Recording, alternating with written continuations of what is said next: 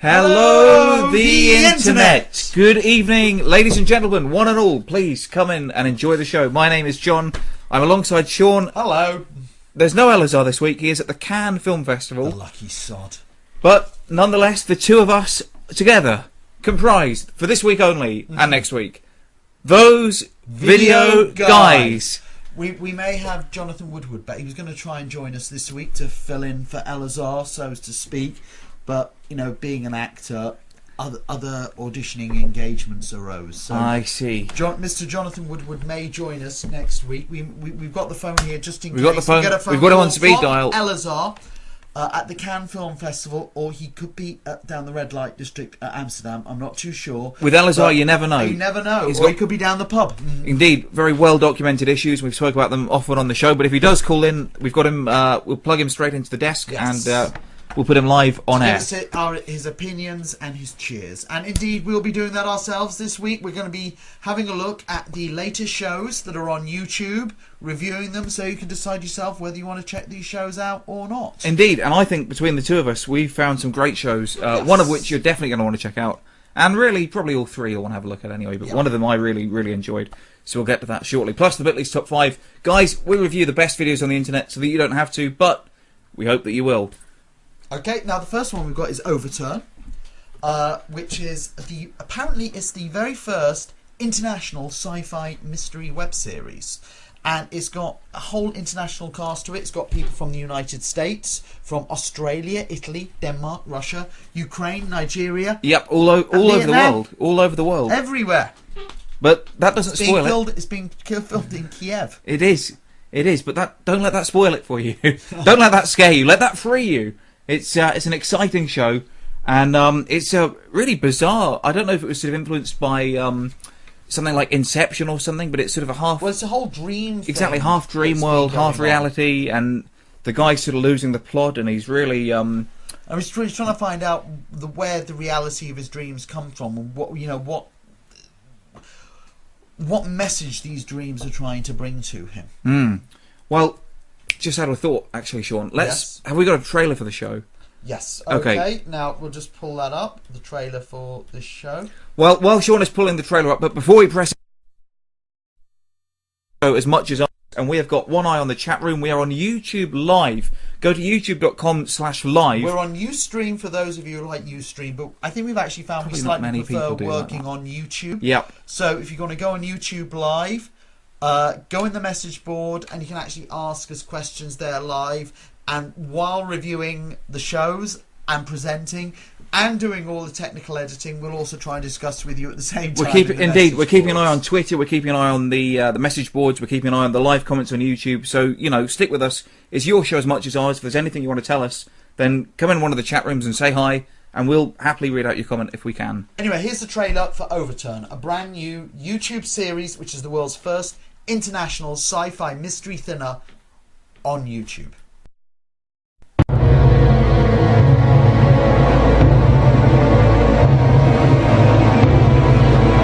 Well, Christopher. Who are you?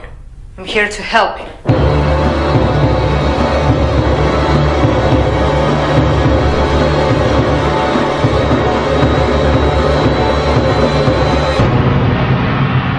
We've found him.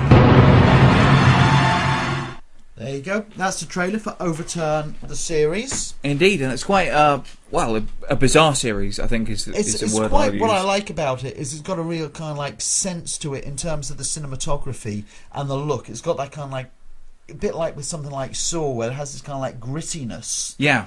To it, which kind of like adds to the feel, and kind of like I very much like the way it was filmed and produced. Yeah, it's got a sort of lo-fi look about it, yes. but not a cheap look though. It doesn't look cheap. Yeah. It still looks good.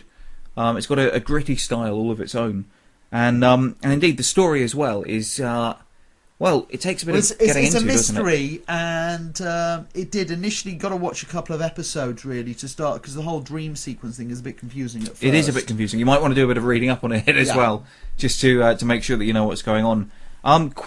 If I'm not too confused, quite an established cast. Well, like you said, they're from all over the world. Yes. And some quite well known actors from Nigeria. Yeah, and some quite well known actors as well. I think in it as well, but. Did you get much out of the show, or is it too early to say? It was a bit too early to say. I mean, it was okay. I'm going to give it a cheers, but there's a couple of other shows I preferred out there. But you know, it certainly was a decent enough show, so it certainly gets a cheers from myself. Well, on your behalf, Sean, Yes. I will give my drink. I'll give it a cheer. I'll give it a cheer. That is Overturn. The website that's address. Overturn. We'll tweet the addresses for everything later on, but I think that it has its own website, overturntheseries.com, and of course it's on YouTube as well. So just do a search for Overturn, and you will check it out. And guys, what is up next? We are looking at another show. This one's called Solo. Now, I think we had a sort of sci-fi week a couple of weeks ago, but Yes. this would have fit in very well. It's a sort of live-action sitcom. Well, it's a sci-fi comedy, basically, and it's kind of interesting in that it's got production values which are cheesy, but I think they're deliberately cheesy. Yeah. And special effects, it's got a lot of special effects in it, and a lot of virtual sets and regular sets, which are very well done, but they're actually not very good. But I think the actual whole point there is that they're not supposed to be very good, if that makes any sense. I know what you're trying to say. I didn't actually even think that, to be honest with you. I thought it looked good for what it was trying to be. I thought it looked good, and it didn't, like I say, it had its own style. Oh no, but I'm not saying that it's bad that it looked cheesy. Yeah. What I'm saying is that I think that's the feel that they were actually going for. Sure. I was going to say, it was made on a budget, but again, didn't look cheap, you know, or didn't look too cheap. The show itself, just to explain what the show is about, it's about a guy who's been sent up into space to appear on a reality TV show in outer space. While he's in space. He's on the Starship Artemis. His name's Scott. And there's this mad computer, Foul 9000, who's creating all kinds of problems.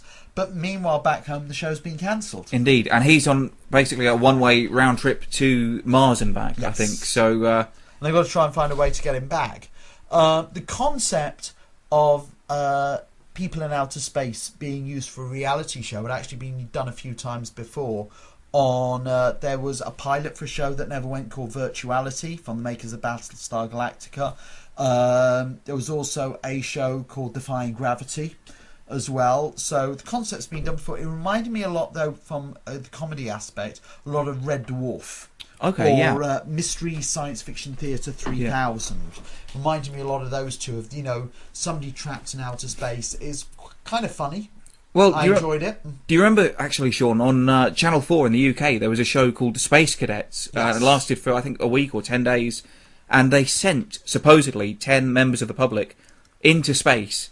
What the members of the public didn't know is that they were actually on a simulator. And we watched them for the whole week as they thought they were going into space. And I think were they going to go and walk on the moon or something? I don't know quite what they thought. I never saw the show. So I watched a little bit. It was quite a big deal at the time because it was like a huge practical joke on 10 members of the public who weren't in on it. And so they went for like months. Indeed, they went for months of training, and then eventually went into the shuttle. Even like were looking out. Well, that should have been their first clue. They were looking out the window, but and they were fooled. But so there's an element of that. You know, the reality show set in space. You know, it's not that far flung. Let's give you a little clip from the show. Stick on now is the trailer. This is what you get with a live cutting edge of technology. Here we go, Solo. God has a plan for you, Scott. He has a plan for everything and everyone. He's not coming back, is he? I'm stuck out here, and you're gonna teach me how to fly this bucket of bolts.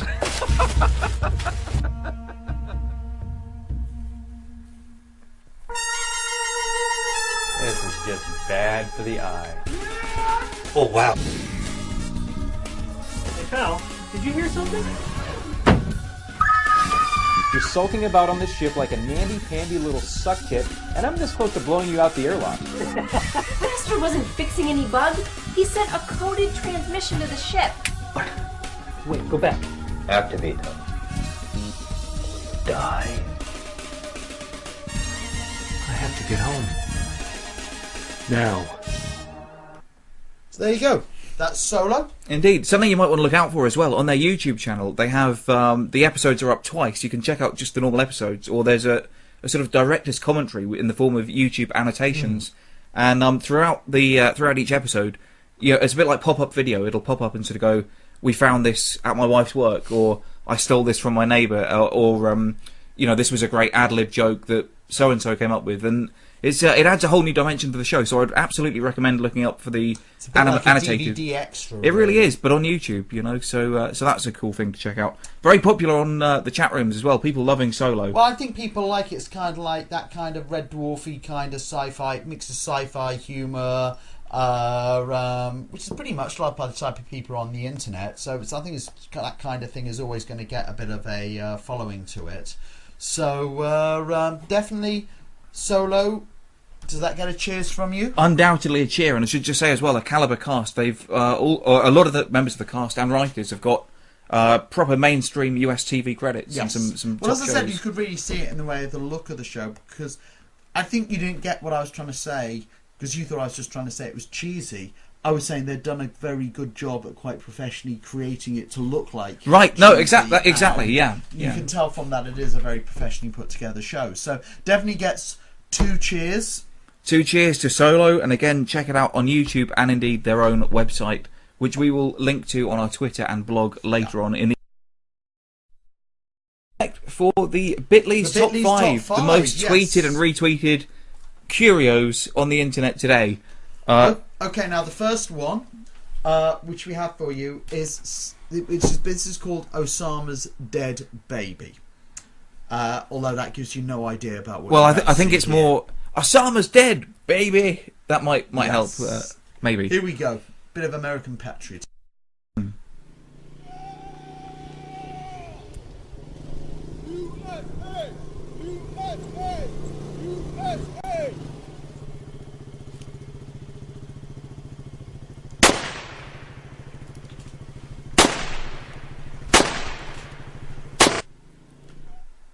Possibly, alternatively, to be titled, maybe Bin Laden had a point.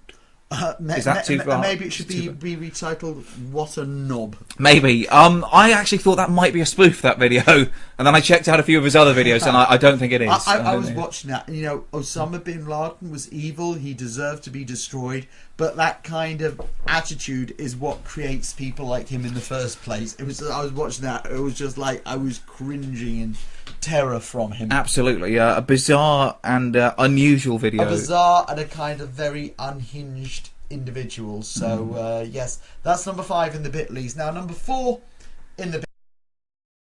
This is a trailer for a fan trailer for a film, the Masonic Map movie trailer. Here we go with the Masonic. Invasion. There is a secret, a powerful relic Jews, Muslims, and Christians have killed for, brought to America by the Freemasons in 1502. But I want you to find it. Come on, Dad. You know I don't believe in myths. Well, my cousin has asked me to let some outsiders come to our ancient burial ground. They suspect something is up there. Something about the Freemasons? I am the Grand Master. They will recover one of the most controversial artifacts of all time. What have you decided regarding the Ark? They're at the Masonic Lodge. We have something to show you. Come on in. Don't open it. That really means that much to you, huh? The CIA will kill for it. I loved it when the FBI hit that guy, and it looked like they're obviously hitting him, but they're obviously trying to hit him in a way of angle where they're not actually hitting him. Right, but there's it A-team looks like style. yes, and it actually ends up looking like they're hitting him in the groin. An old acting trick there, I think, as popularised in quite properly. Yeah. But so what did you think of that one then? I didn't really know what it was about. What is the Masonic Map?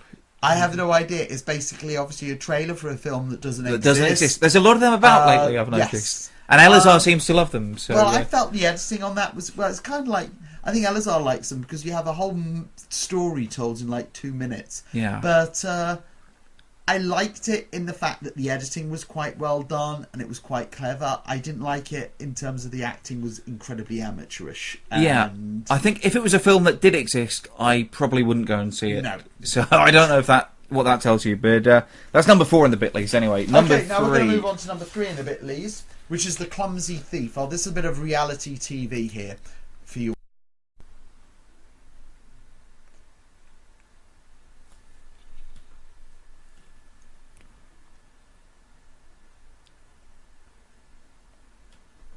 See, a guy goes into a liquor garage. store, yeah. I think it was a garage, actually. It was a liquor store. Goes in there, and he comes out, and he has stolen a bag of alcohol, and his pants fall down, and he falls on all his alcohol and destroys it all. He's the Keystone liquor thief, I Yes. think you could say, yeah. A little bit of slapstick there. Stupid fun, and presumably the guy's first ever bank job. What I like is as well when they pull out, they're Liquor still job. Yeah, the first liquor job. When they pull out of the at the end of the video onto the road, Yeah. they're still like quite observant of the rules of the road and don't want to break the speed limit What or I actually anything. have found very funny is we didn't see in that clip but at the end of the clip, the store assistants run out after him, and as he's driving out. He can't get out because there's too much traffic. Yeah, yeah. And he eventually gets out. What happens is the store assistants run out for him, and then when they see he stops, he's trying to get into traffic. They themselves stop, and then wait for him to go, as if they just want to be seen to be chasing after him, as opposed to actually be chasing up, because they don't want to actually catch him because he might turn around and hit them or something. Well, I think they probably couldn't wait to get back in and put the security camera Yes. footage on YouTube. I think that's what I'm assuming. Right, get it onto the Bitleys. Yeah, exactly. And mission accomplished, guys. Good job. Number Okay, we're on to three. number two. Number two. Google Chrome. Dear Sophie. It's a bit emotional, this I one. know. He's at the ready.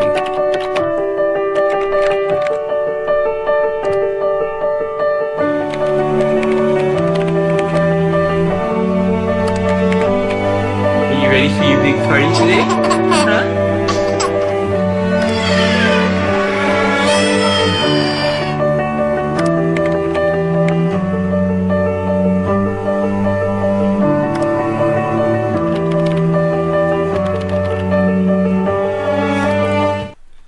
So you get the idea. I'm not ashamed to say I did well up watching that, Sean. I'm not ashamed to say I did nearly fall asleep. Did you watching really? that. Because the thing is, I hate it when Elizabeth puts like a commercial in, Yeah. and goes, "Oh, it's an ad for like a Kodak camera, but there's some nice footage or shots in." I'm like, "Oh, I don't care. It's just a trailer."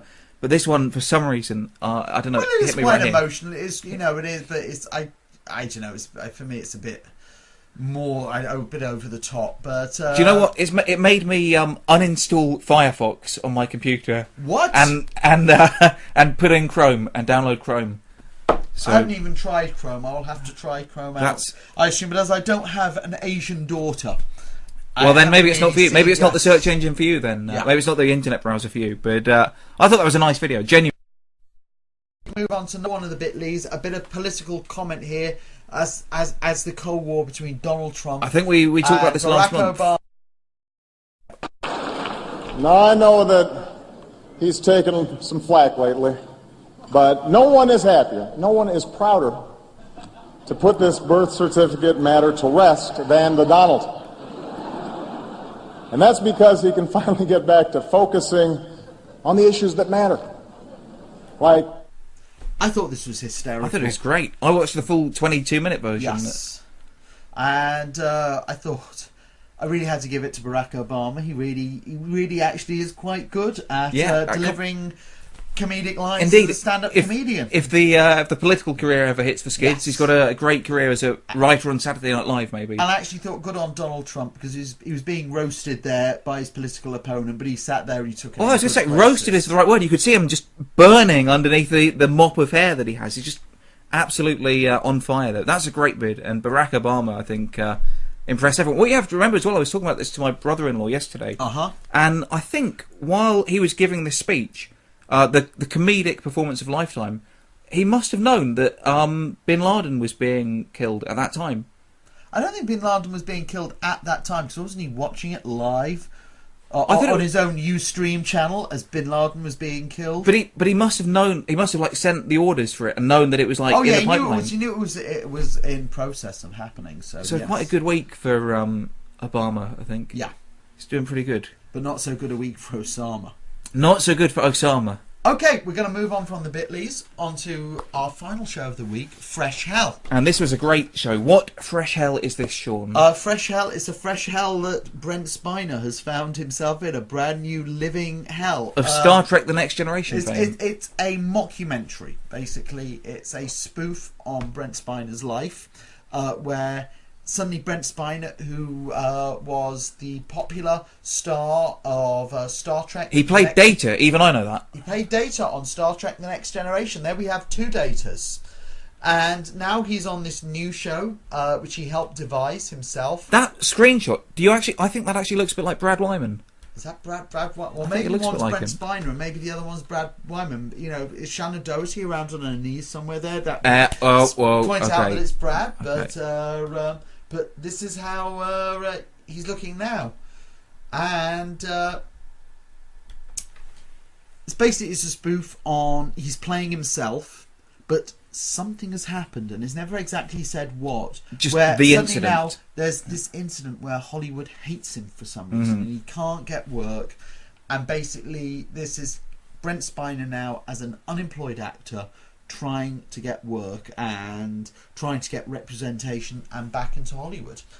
And we've got a little clip here, if I can find. Yes, let's go for a clip from Fresh. Let's have a look. Could you be any more obvious? Stop whining and help me put the fish back on the plate.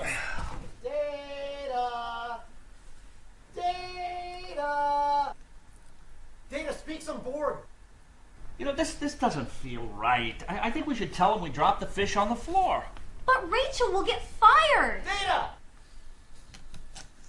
And if her boss finds out, Data will get fired and... Yes, Rachel will get fired and... Data! Engage! What is it, sir? What do you want? Data! Where's Crusher? What is it, sir? You want to ruin this scene? That's easy to do. Drama is a fragile thing. We stand here armed with nothing but the truth of the moment.